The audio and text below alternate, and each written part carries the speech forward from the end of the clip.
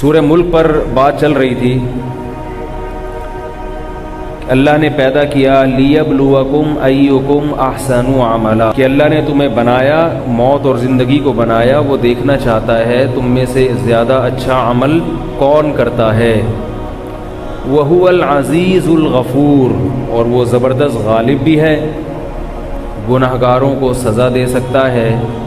الغفور، اور جو توبہ کرنے والے ہیں ان کے لیے معاف کرنے والا بھی ہے۔ تو بات پچھلے درس میں اس پر چل رہی تھی کہ اللہ غفور کس کے لیے ہیں؟ توبہ کرنے والوں کے لیے۔ جو آدمی گناہ میں مست ہے یا گناہ پہ گناہ کرتا چلا جا رہا ہے اور یہ نظریہ رکھتا ہے کہ اللہ معاف کر دے گا، یہ شریعت کا قطعاً مطلب نہیں ہے، یاد رکھو۔ یہ گویا شریعت کے ساتھ مذاق اڑا رہا ہے، کیونکہ اللہ تعالیٰ نے اگر گناہ کی ہمیں اجازت دی ہوتی تو یہ جو 1,24,000 پیغمبر کہا جاتا ہے کہ اتنی تعداد میں پیغمبر آئے، ان کے آنے کا مقصد فوت ہو جائے گا۔ پیغمبر جو دنیا میں آتے ہیں ان کے دو مقاصد ہوتے ہیں، ایک لوگوں کے عقیدے کی اصلاح اور دوسرا مقصد لوگوں کے اعمال کی اصلاح۔ عقیدہ بھی درست کر دیا جائے ان کا اور عمل بھی درست کر دیا جائے۔ عقیدہ بھی درست کرنا چاہیے اور عمل بھی۔ یہ الگ بات ہے کہ عقیدے کی اہمیت عمل سے زیادہ ہے، لیکن عمل کی اہمیت بھی کم نہیں ہے، بلکہ قرآن و حدیث سے یہ بھی ثابت ہے، صحیح بخاری کی، صحیح مسلم کی حدیث ہے کہ بہت سے نماز پڑھنے والے اور روزہ رکھنے والے بھی جہنم میں جائیں گے۔ یعنی صرف نماز کا پڑھ لینا بھی کافی نہیں ہے۔ آج لوگوں نے عمل کو بہت ہلکا سمجھ لیا ہے، ہلکا سمجھ لیا۔ کوئی کر لے ٹھیک ہے، نہیں کرے تو اللہ معاف کرنے والا ہے یار، اور عقیدے کا تو حساب ہی الگ ہے۔ تو عقیدے کو ٹھیک کرنا آسان ہے، عقیدہ نام ہے نظریات کا۔ آپ دل میں صحیح عقیدہ رکھ لیں اور زبان سے اس کا اقرار کر لیں تو عقیدہ صحیح ہوگی۔ آگے مسلمان کے لیے جو بڑا مسئلہ ہے وہ کیا ہے؟ عمل ہے، عمل میں ڈنڈی مار لیتا ہے۔ اور جو لوگ دین کی طرف آتے ہیں وہ فرقہ واریت میں پڑ جاتے ہیں، چھوٹے چھوٹے مسائل میں وہ اس کو عمل سمجھنے لگتے ہیں کہ رفع الیدین کرنا ہے نہیں کرنا، زور سے آمین، حالانکہ یہ تو صحابہ میں اختلاف تھا۔ تو عمل کا مطلب کیا ہے؟ اس کو خوب سمجھیں۔ کبیرہ گناہوں سے اجتناب اور فرائض اور واجبات کی پابندی۔ ایک کبیرہ گناہ بھی اگر زندگی میں ہے تو معاملہ بہت خطرناک ہے۔ آپ یہ نہیں کہہ سکتے کہ میں جہنم میں نہیں جاؤں گا، نہیں کہہ سکتے آپ، کیونکہ ایک بھی کبیرہ گناہ ہے تو حدیث سے پتہ چلتا ہے کہ بعض دفعہ ایک کبیرہ گناہ پر اللہ نے جہنم کی نظر کیا ہے۔ یہ بات احادیث سے ثابت ہے۔ تو ہم وہ حدیثیں تو لے رہے ہیں جس میں بار بار ہے اللہ غفور الرحیم ہے، وہ حدیثیں نہیں لے رہے جس میں اللہ کے رسول نے فرمایا کہ کبیرہ گناہ کی بنیاد پہ جہنم میں ڈالا گیا۔ آپ صلی اللہ علیہ وسلم کا گزر دو قبروں کے پاس سے ہوا۔ آپ صلی اللہ علیہ وسلم نے ارشاد فرمایا کہ ان دونوں کو عذاب قبر ہو رہا ہے۔ آپ بتاؤ عذاب قبر کیا معمولی چیز ہے؟ برزخ کا عذاب تو بہت سخت ہے، آگ کا عذاب ہے۔ ان دونوں کو عذاب قبر ہو رہا ہے، اور فرمایا وما يعذبان من کبیر، کوئی ایسی بڑی چیز نہیں ہے جس کی بنیاد پر ان کو عذاب ہو رہا ہے۔ الا وہما کبیران او کما قال صلی اللہ علیہ وسلم، فرمایا لیکن وہ حقیقت میں کیا ہیں؟ وہ کبیرہ ہیں۔ کیا مطلب؟ یہ ایسا گناہ کیا کرتے تھے جو کبیرہ تھا، تبھی تو عذاب ہو رہا ہے نا، صغیرہ پہ عذاب نہیں ہوتا، کبیرہ پہ عذاب ہوتا ہے۔ فرمایا لیکن عرف میں اس کو کبیرہ سمجھا نہیں جاتا، اس جرم کو ہلکا سمجھا جاتا ہے۔ پتہ یہ چلا کبیرہ گناہ وہ ہے جس کو شریعت نے کبیرہ قرار دیا۔ ہمارے کہنے سے نہیں ہوتا کہ یار داڑھی کٹانے سے کیا ہوتا ہے، لوگ کہہ دیتے ہیں داڑھی تو ایک انسان کے جذبات ہیں، رکھ لے ٹھیک ہے، نہیں رکھے تو بھی ٹھیک ہے۔ نا نا نا نا نہیں رکھے تو ٹھیک نہیں ہے، یہ ذہن میں نہیں رکھے تو ٹھیک نہیں ہے، فطرت کی مخالفت ہے۔ ہاں یہ الگ بات ہے کہ علماء ممبر پہ زیادہ اس کو اس لیے فوکس نہیں کرتے کہ بھائی جو علماء کا کردار ہے نا وہ صرف مسئلہ بتانا نہیں ہے، وہ معاشرے کی اصلاح بھی ہے. تو وہ کہتے ہیں اصلاح کا ایسا طریقہ اختیار کرنا مناسب نہیں ہے کہ جس میں مایوسی ہو جائے اور انسان شریعت سے اور بھی دور ہو جائے. وہ کہ یار جب میں اتنا بڑا گناہ کر رہا ہوں تو دو چار اور ہی کر لو. تو علماء بعض مسائل اس لیے نہیں بتاتے آپ کی خیر خواہی کے لیے، کیونکہ اب داڑھی کاٹنا ایک کامن جرم بن چکا ہے، ایک ایسا جرم بن چکا ہے جو سبھی کر رہے ہیں. علماء کہتے ہیں اگر ہم یہ بتائیں بار بار کہ کبیرہ ہے تو نتیجہ کیا نکلے گا؟ وہ داڑھی تو نہیں رکھیں گے، نماز بھی چھوڑ دیں گے کہ یار جب یہ اتنا بڑا جرم ہم کر ہی رہے ہیں تو دو چار اور ہی صحیح. تو یہ مصلحت کے خلاف ہوتا ہے. اس لیے میں بھی کہتا ہوں جب بھی داڑھی پر بات کرتا ہوں بولتا ہوں بھائی رکھ لو، نہیں رکھتے تو کم از کم نماز نہ چھوڑو. کہیں ایسا نہ ہو کہ یہ کہہ لو کہ یار ہم تو ویسے ہی گناہ گار ہیں، تو نماز پڑھنے کا کیا فائدہ. تو چلو آہستہ آہستہ آ جاؤ، پورے ایک دم سے نہیں آ سکتے، تھوڑے تھوڑے کر کے آ جاؤ، کیونکہ جو آنا چاہتا ہے اس کے لیے اللہ کی رحمت کے دروازے کھلے ہوئے ہیں. کہ جیسے ایک دم گرمی سے ایک دم سردی میں آئے گا تو بعض دفعہ ایفورڈ نہیں کر پاتا. تو ایسے ہی بالکل گناہوں کی زندگی میں مست ہے. اب ایک دم ہم آپ کو بتا دیں کہ داڑھی کاٹنا بھی کبیرہ گناہ، تو یہ بھی کبیرہ گناہ، تو وہ بھی کبیرہ گناہ، تو آدمی کہتا ہے یار میں ایک دم آؤں گا، ایک دم مولوی بن جاؤں گا تو کانپنے لگوں گا اندر سے، جو ہے نا میری روح کیا ہو جائے گی؟ کانپنے لگے گی. لوگ بھی تانا دیں گے. تو بعض دفعہ برداشت نہیں ہو پاتا. جب برداشت نہیں ہوتا تو ریئیکشن ہو جاتا ہے، اور ریئیکشن ایسا ہوتا ہے کہ ایسا ریورس گیئر لگتا ہے کہ جتنا نیک پہلے تھا نا اس سے بھی 2 ہاتھ برائی میں، جتنا برا پہلے تھا تو 2 ہاتھ برائی میں اس سے بھی آگے نکل جاتا. ہم گرمی سے نکلے ہیٹر سے، اور نکل کے جب سردی لگی تو بھاگنا شروع کر دو. لڑو نا، اس سے فائٹ کرو. لڑتے بھاگتے تھوڑی دیر میں سیٹ ہو جاتی ہے نا باڈی. اور اگر دوبارہ جا کے ہیٹر میں بیٹھ جاتے کہ نہیں بھی نہیں نکلا جا رہا، تو بھائی اب معاشرے سے لڑو، ماحول سے لڑو، نکلو، ایکسرسائز کرو، بھاگو دوڑو، خون کو گرم کرو. آدھا 1 گھنٹہ لگے گا اور معاملہ کیا ہو جائے گا؟ سیٹ ہو جائے گا. لیکن ہر ایک میں اتنی ہمت ہوتی نہیں ہے. ہمت کا کام تو یہ ہے کہ ادھر پلٹا کھاؤ، ادھر توبہ کرو اور سب پرانی زندگی کو ایک دم سے ختم کر دو. اور ایسے لوگ ہمت والے بھی الحمدللہ معاشرے میں بہت ہیں. فضیل ابن عیاض رحمہ اللہ تعالی، جو عبداللہ ابن المبارک رحمہ اللہ تعالی، بہت بڑے محدث گزرے عبداللہ ابن مبارک، امام ابو حنیفہ کے شاگرد تھے. ان کے دوستوں میں سے تھے فضیل ابن عیاض. یہ تھے عابد الحرمین کہا جاتا تھا ان کو. حرم میں ہر وقت عبادت میں لگے رہتے تھے، ہر وقت عبادت. لوگ ان سے جا کے دعائیں کرواتے. اس زمانے کے بزرگ کیسے ہوں گے؟ تابعین، تبع تابعین کا دور، آپ اندازہ لگاؤ کیسے لوگ ہوں گے اس زمانے کے. بہت اللہ والے بزرگ تھے، بہت اللہ والے. یہ بنے کیسے بزرگ؟ یہ ڈاکو تھے، شرابی تھے، لڑکیوں کے ناچ دیکھتے تھے باندیوں کے.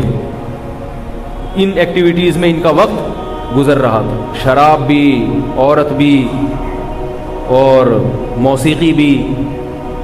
جب دیوار پہ چڑھے ہیں نا، دیوار پھلانگنے کے لیے، تو آواز آئی غیب سے، الم یأن للذین آمنوا ان تخشع قلوبهم لذکر اللہ وما نزل من الحق. سورہ حدید کی آیات ہیں. کیا ایمان والوں کے لیے اب تک وقت نہیں آیا کہ ان کے دل اللہ کی یاد سے ڈر جائیں، اور اللہ نے جو کتاب نازل کی ہے اس کے لیے دل نرم پڑ جائیں؟ کب تک عیاشی میں رہو گے؟ اللہ اس آیت میں اہل ایمان کو خطاب کر رہے ہیں کہ کب تک گناہوں میں پڑے رہو گے؟ کیا مرنا نہیں ہے؟ مرنا نہیں ہے. اور آگے دھمکی دی کہ اگر تم نے توبہ نہیں کی اور انہی گناہوں میں مست رہے تو تمہارے دل ایسے سخت کر دوں گا جیسے یہود و نصارہ کے دل سخت کر دیے میں نے. انہیں توبہ کی توفیق نہیں ملتی. تو اللہ اہل ایمان سے ان آیات میں خطاب فرما رہے ہیں کہ اگر تم نے توبہ نہیں کی تمہیں ڈرنا چاہیے کہ تمہارے دل ایسے سخت کر دوں گا جیسے یہود و نصارہ کے دل میں نے سخت کر دیا. اب ان میں مذہب نہیں گھستا، ہر چیز پہ تحقیق کریں گے، مگر جہاں اللہ کی بات آئے گی، دین کی بات آئے گی، سننے کو تیار نہیں. تو آیت بڑی عجیب ہے. الم یعنی کیا ابھی تک وقت نہیں آیا؟ یہ ایک دم چیخ پڑے. انہوں نے فوراً اندازہ ہو گیا یہ تنبیہ کس کی طرف سے ہے؟ اللہ کی طرف سے.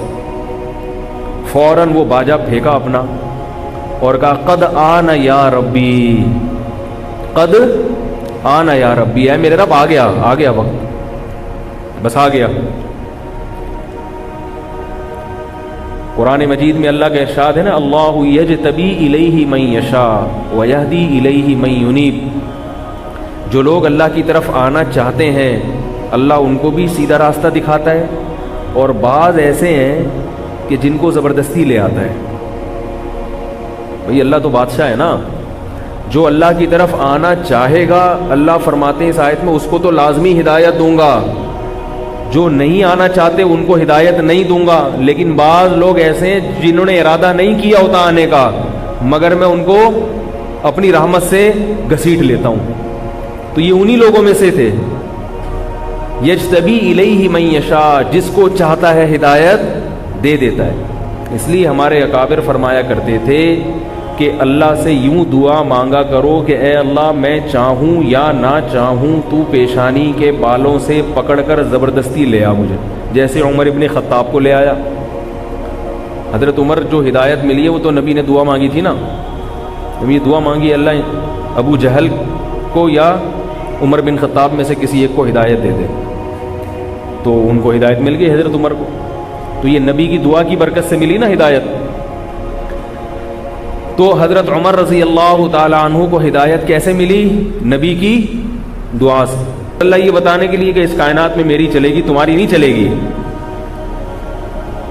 تو فضیل ابن عیاض رحمہ اللہ تعالی باجا لے کے کھڑے ہوئے ہیں، زنا کے ارادے سے نکلے ہیں، شراب پیتے ہیں، غیب سے آواز آئی کیا ابھی تک وقت نہیں آیا ایمان والوں کے لیے، ابھی تک ساری زندگی اسی میں گزارو گے؟ حالانکہ وہ جوانی کی ابتدا میں تھے، بڑھاپا نہیں تھا ابھی ان کا، ابتدائی جوانی تھی، لیکن غیرت مند تھے نا، جیسے ہی آواز آئی ہے وہ باجا اپنا پھینک دیا۔ آج ہوتا نا کوئی اس کو 100 دفعہ بھی آوازیں آتی رہیں وہ کچھ بھی کر لے گا مگر گناہ سے توبہ نہیں کرے گا، توبہ نہیں کرے گا۔ یہ ہمارے دل ہیں جو سخت ہو گئے ہیں۔ تو انہوں نے فوراً اپنا باجا پھینکا، فرمایا قد آنا یا ربی، اے میرے رب وہ وقت آ گیا ہے۔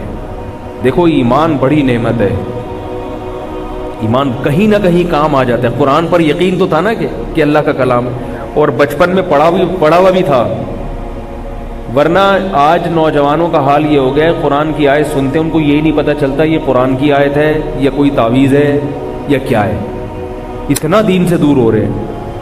تو کچھ پڑھ لیا کرو، کسی نہ کسی دن کام انشاءاللہ آ جائے گا۔ تو آواز آئی تو انہوں نے کہا اے اللہ آ گیا ہے وقت، بس۔ تو یہ وہ تھے جو فوراً ہیٹر سے نکل کے مائنس کے ٹیمپریچر میں آ گئے اور کود پڑے، بس دیکھی جائے گی، سب چھوڑ چھاڑ دیا۔ اور جو لوگ تگڑی توبہ کرتے ہیں نا، تگڑی، ایک تو لنگڑی لولی توبہ ہوتی ہے جیسے ہماری توبہ ہے، استغفر اللہ استغفر اللہ، پہلے ادھر بد نظری کی کوئی خاتون جا رہی ہے اس کو دیکھا استغفر اللہ استغفر اللہ۔ تو فضیل ابن عیاض نے کیا کیا، وہ باجا پھینکا۔ سب پہلے زمانے جب توبہ کرتے تھے نا باجا پھینک دیتے تھے۔ اب کیا ہوتا ہے، اب بہت سے لوگ گانے باجے کو ہی دین سمجھ رہے ہیں، گٹار ہاتھ میں لے لیتے ہیں اور بجاتے رہتے ہیں سارا دن، کہہ رہے ہیں ہم تو قوالیاں پڑھ رہے ہیں نبی کی شان میں۔ تو وہی یہ جو گٹار ہے اور یہ باجے ہیں یہ آپ کو اللہ کی عبادت سے روک دیں گے، سمجھ رہے ہو؟ گانے بجانے والا آدمی کا عبادت میں دل نہیں لگتا، چاہے وہ قوالیاں سنے۔ موسیقی سننے والے آدمی کا دل نہ تلاوت میں لگتا ہے اور نہ عبادت میں۔ یہ جتنے قوال ہیں چاہے وہ نبی کی شان میں قوالیاں پڑھیں، ان کو کبھی تلاوت کرتے ہوئے دیکھا آپ نے؟ کبھی قاری کی قراءت سنتے ہوئے دیکھا آپ نے؟ ان کو تلاوت سننے میں مزہ نہیں آتا، ان کو تلاوت کرنے میں مزہ نہیں آتا، ان کو ذکر کرنے میں مزہ نہیں آتا۔ یہ موسیقی کے دھدی ہوتے ہیں، ان کو موسیقی چاہیے، تو وہ موسیقی کبھی نعت کی شکل میں ان کو مل جاتی ہے، کبھی قوالی کی جو نعتیں جو موسیقی والی آ رہی ہیں۔ تو یو ٹرن لیا انہوں نے، توبہ کر لی فضیل ابن عیاض نے۔ اور میں عرض کر رہا تھا کہ جب توبہ تگڑی ہوتی ہے نا، تگڑی، تو پھر یہ جذبہ پیدا ہوتا ہے کہ میری جو ماضی کی زندگی خراب گزری ہے، ٹھیک ہے اللہ نے معاف تو کر دیا، مگر اس میں جو لوگوں سے پیچھے رہ گیا تو میں اس کی تلافی کروں گا، اب لوگوں سے آگے نکلوں گا۔ کہ جو جنت کا عاشق ہوتا ہے، جو اللہ کی رضا کا عاشق ہوتا ہے اگر وہ دیر سے توبہ کرے، اس کو پتا ہے کہ توبہ تو قبول ہوتی ہے اللہ کی طرف سے، گناہ تو معاف ہو گیا، لیکن آپ پیچھے تو رہ گئے نا۔ جو آدمی ابتدائی جوانی سے اللہ کی عبادت میں لگا ہوا ہے، نیک اعمال میں لگا ہوا ہے، اور جو 40 سال کی عمر میں آ رہا ہے، دونوں میں فرق ہوگا کہ نہیں ہوگا؟ جو 50 سال میں آ رہا ہے، جو 60 سال میں آ رہا ہے، توبہ تو 99 سال میں بھی قبول ہے، مگر جو 99 سال میں آ رہا ہے وہ اس شخص کے برابر نہیں ہو سکتا جس نے 99 سال اللہ کی عبادت کی ہو اور گناہوں سے بچا ہو۔ یہ حسرت تو ہوگی نا۔ اور یہ صحابہ میں بھی فرق تھا۔ حضرت عمر رضی اللہ تعالی عنہ کا دربار تھا، کیسا سادہ دربار ہوتا تھا ان کا۔ ان سے ملاقات کے لیے حضرت ابو سفیان آئے، اور ایک اور صحابی تھے غالباً جہم رضی اللہ تعالی عنہ، یہ دو سردار آئے ملنے کے لیے، اور ایک تیسرے بلال حبشی۔ حضرت بلال غلام رہے ہیں، اور ایک غلام قوم سے آپ کا تعلق رہا ہے، ساری زندگی ظاہر ہے بیچارے غلامی میں گزری، پھر غلامی سے جب آزاد ہوئے تو بھی انہوں نے ملازمت کی، نوکری کی، غربت میں وقت گزارا۔ اور یہ جو حضرت ابو سفیان تھے، اور جہم ابن صفوان نام تھا، مجھے پورا نام ابھی یاد نہیں آ رہا، بہت پہلے یہ واقعہ میں نے پڑھا تھا۔ تو یہ دونوں صحابی تھے سردار عرب کے، قریش کے، لیکن یہ دونوں بہت بعد میں ایمان لائے تھے، فتح مکہ کے بعد ایمان لائے ہیں۔ اور بلال حبشی ہجرت سے پہلے ایمان لائے ہیں، جب ایمان لانا بڑا مشکل تھا، گرم ریتوں پہ لٹایا جاتا تھا۔ فتح مکہ کے بعد تو ایمان لانا آسان ہو گیا نا، ایمان والوں کو عزت دے دی اللہ نے۔ اب تو جو کافر ہے اس کی عزت نہیں تھی، ایمان والوں کی عزت تھی۔ تو حضرت بلال حبشی رضی اللہ تعالی عنہ بھی آئے، ابو سفیان بھی، اور تیسرے صحابی بھی۔ تو حضرت عمر رضی اللہ تعالی عنہ نے کہ خادم نے آ کے بتایا کہ 3 آدمی ملنے کے لیے آئے ہیں، یہ اور یہ۔ حضرت عمر نے سب سے پہلے بلال رضی اللہ عنہ کو بلایا۔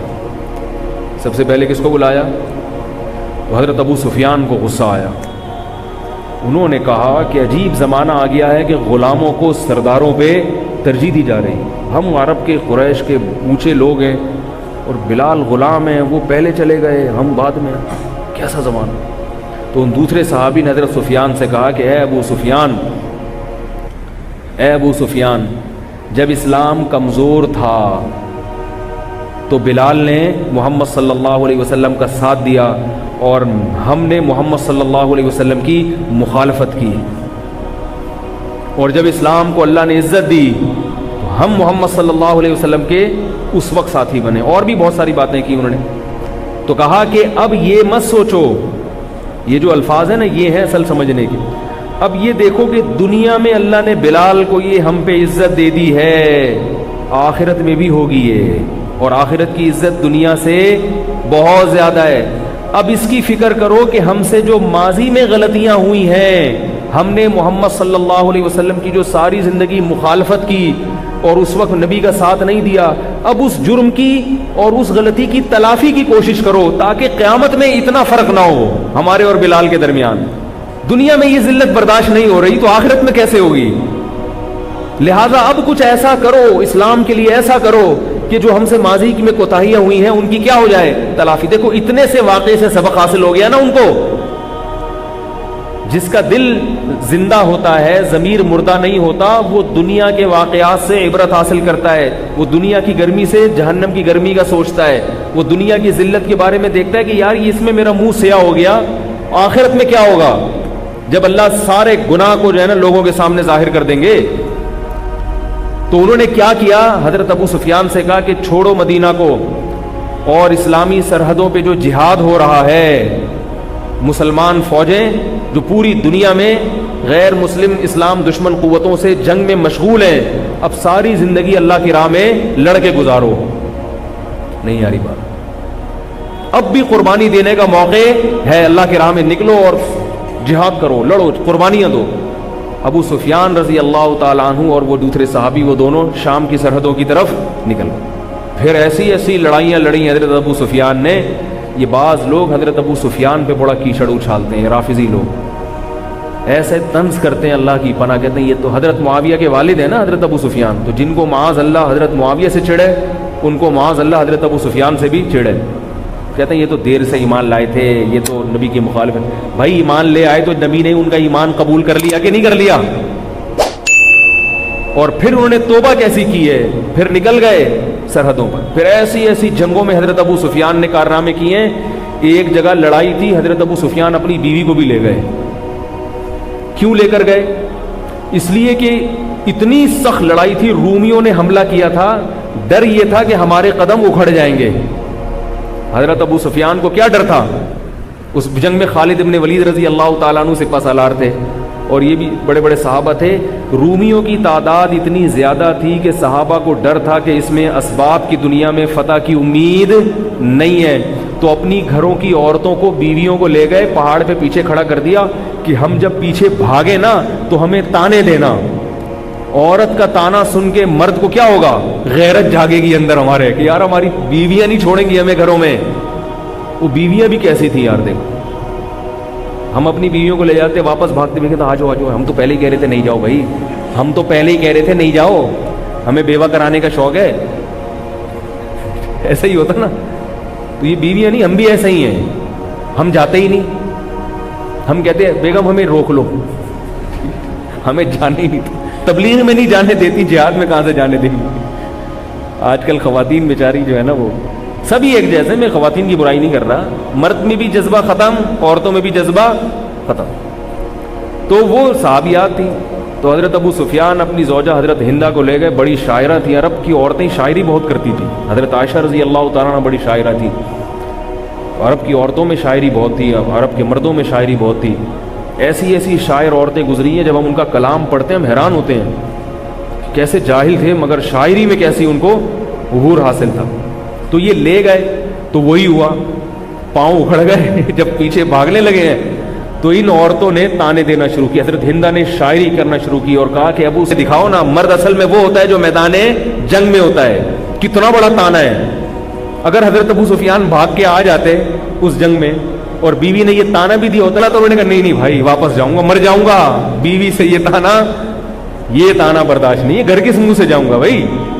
کیسے تانے دیے ان کی عورتوں نے. وہ واپس صحابہ نے پلٹا کھایا اور ایسا حملہ کیا کہ جنگ رومیوں کو مار کے بھگا دیا. کیونکہ جب انسان عزم کر لے کہ بھائی کٹ جائیں گے مر جائیں گے, ہٹنا ہی نہیں ہے. کیونکہ انہوں نے کہا یار گھر کیسے جائیں گے, بیوی بھی یہی ہے, کیا منہ دکھائیں گے اس کو, کوئی بات نہیں شہید ہو جاؤ, بیوہ کر دو اس کو, ایسے نہیں جاؤ واپس. تو وہی ہوا. تو یہ حضرت ابو سفیان کی قربانیاں تھیں. کیوں؟ اس لیے کہ وہ واقعہ انہوں نے دیکھ لیا تھا, یار اللہ نے بلال کو دنیا میں تو فضیلت دے دی, ہم سرداروں پہ آخرت میں بھی ہوگی, تو کچھ تو کرو نا, کچھ تو کرو اللہ کے لیے. تو یہ ہوتی ہے تگڑی توبہ, کہ جو ماضی میں غلطیاں ہوئی ہیں اب کچھ ایسا کر کے دکھاؤ کہ ان کی تلافی ہو جائے. حضرت سعد رضی اللہ تعالی عنہ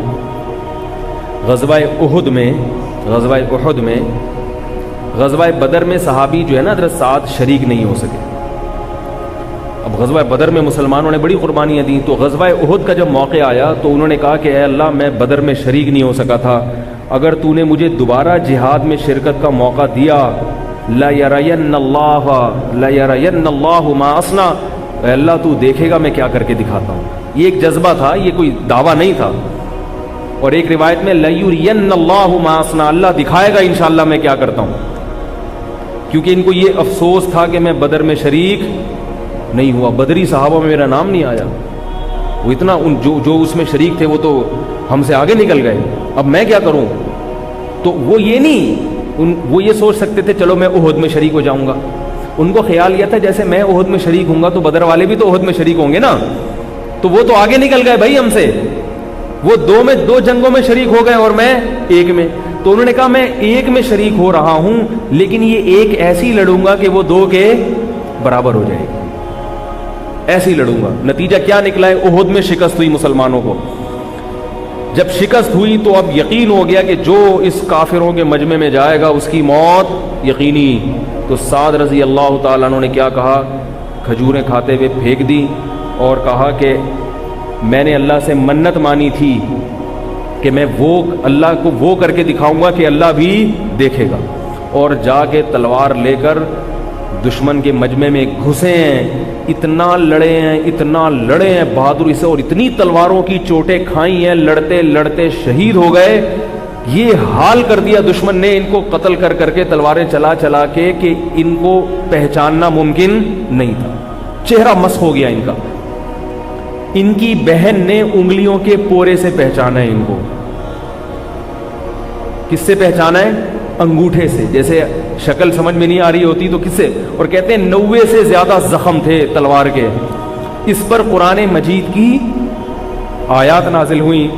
فرمایا من المؤمنین رجال صدقوا ما عاہدوا اللہ علیہ. مومنین میں کچھ ایسے لوگ بھی ہیں کہ جب اللہ سے کوئی عہد کرتے ہیں تو اسے پورا کر کے دکھاتے ہیں. فمنہم من قضى نحبہ. فرمایا ان میں کچھ لوگوں نے اپنی منت پوری کر لی ہے.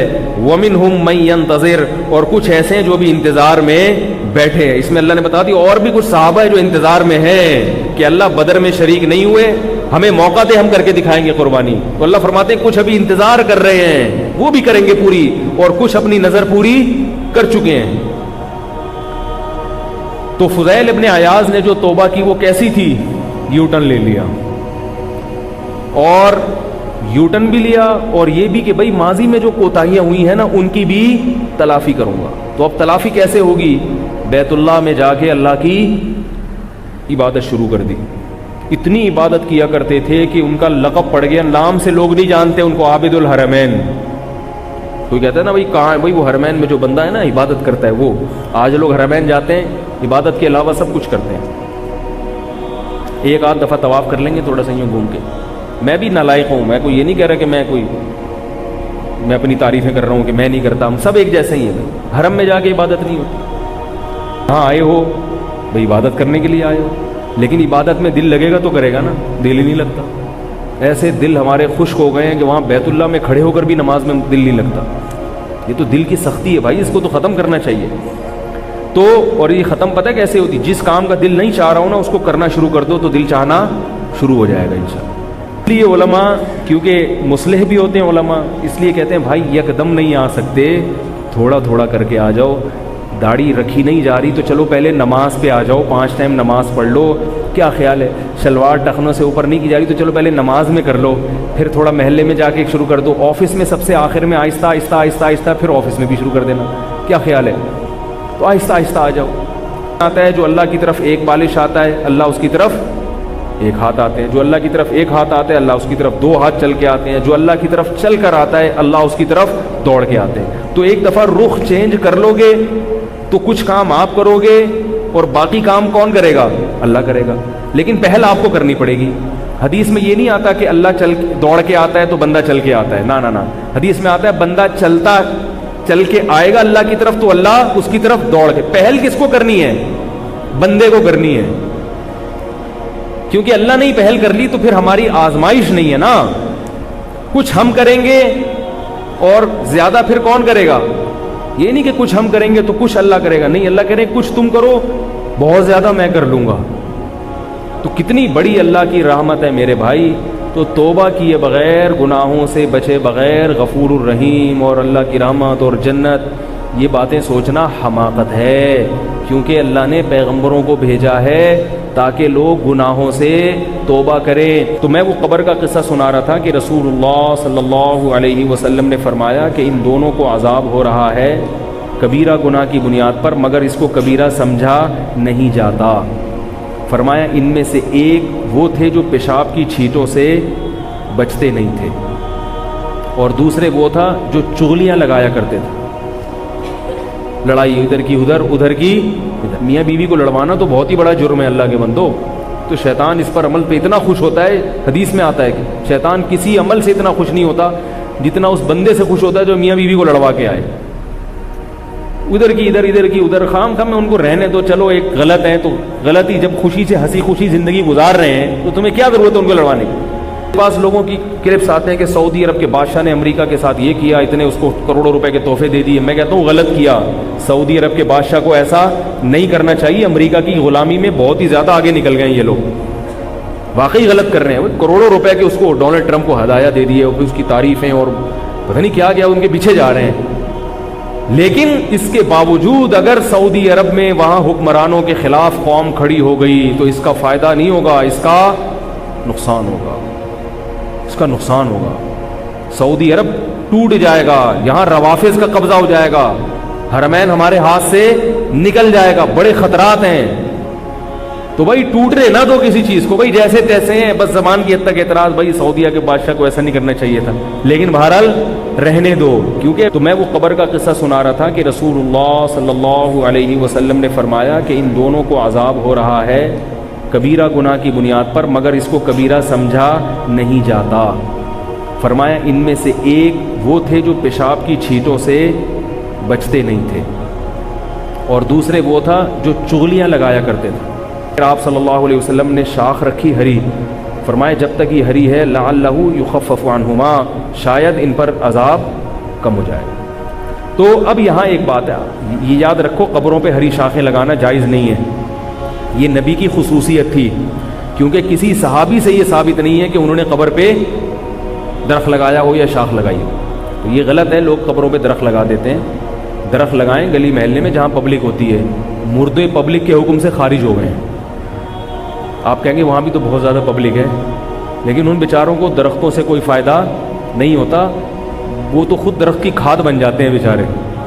بلکہ اور یہ قبرستان میں درخت لگانے کا ایک نقصان یہ ہوتا ہے کہ سارے ہیروئن کی چرسیوں کو وہاں چھپنے کی جگہ میں، سارے زانی وہاں پہنچ جاتے ہیں، سارے عامل اور جادوگر وہاں پہنچ جاتے ہیں. تو اب آپ جا کے دیکھو یہ اتنے گھنے قبرستان ہیں کہ اس میں مردوں کو تو کوئی فائدہ نہیں ہو رہا. مردہ تو قبر کے اندر ہے نا، اس کو تو ایئر کنڈیشن بھی لگا دو بیچارہ، اس کے لیے تو یہ دنیا ختم ہو گئی اس کا. بلکہ مردوں کو نحوست ہو رہی ہوگی ان کی، جو وہاں پر جو غلط حرکتیں ہو رہی ہیں اس کی نحوست شاید مردوں کو نقصان نہ پہنچا رہی ہو. تو اس لیے درخت لگاؤ، زندوں کو ضرورت ہے بھائی درختوں کی، مردوں کو درختوں کی ضرورت. وہ دوسرا انہوں نے کیا، پیشاب کی چھینٹوں نہیں بچتے تھے. یہاں میں ایک تھوڑا سا مسئلہ بتا دوں، وہمی لوگ بہت ہوتے ہیں. اب وہمی یہ حدیث سن کے پیشاب کرنا ہی چھوڑ دیں گے. حقیقت بتا رہا ہوں یار، چھینٹنا پڑ جائے. تو حدیث کا مطلب فقہا سے سمجھنا چاہیے. فقہا سے، فقہا کہتے ہیں پیشاب کی جو بہت باریک باریک چھینٹیں ہوتی ہیں وہ معاف ہیں. یہاں وہ چھینٹیں مراد ہیں جو بالکل موٹی موٹی چھینٹیں ہوں. اور چونکہ ان کی عادت تھی کہ وہ بچا نہیں کرتے تھے، تو جب بار بار چھینٹیں پڑتی ہیں بار بار، تو کپڑا اتنا ناپاک ہو جاتا ہے کہ جس سے پھر نماز نہیں ہوتی. پھر نماز نہیں ہوگی تو یہ کبیرہ گناہ بن جائے گا کہ نہیں بن جائے گا. باقی بہت باریک باریک اگر چھینٹیں پڑ گئی ہیں تو وہ معاف ہیں، ان میں نہ پڑا کریں.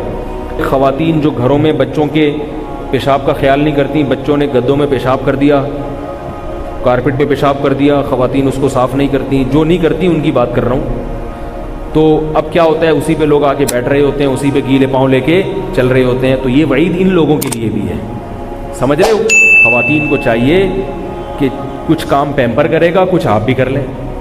پیمپر اپنی ذمہ داری پوری کرتا ہے، لیکن بیچارہ کسی دن پیمپر لگا رہنا بھول گیا وہ. تو اب کیا ہے کہ اگر بچے نے کہیں بیڈ پہ کر دیا، تو اب آپ نیچے ایک ٹب رکھیں اور اس گدے پہ اوپر پانی ڈال کے پانی بہا دیں. نیچے جب پانی گرنا شروع ہو جائے گا، 2-3 دفعہ یہ عمل کریں تو وہ گدا پاک ہو جائے گا.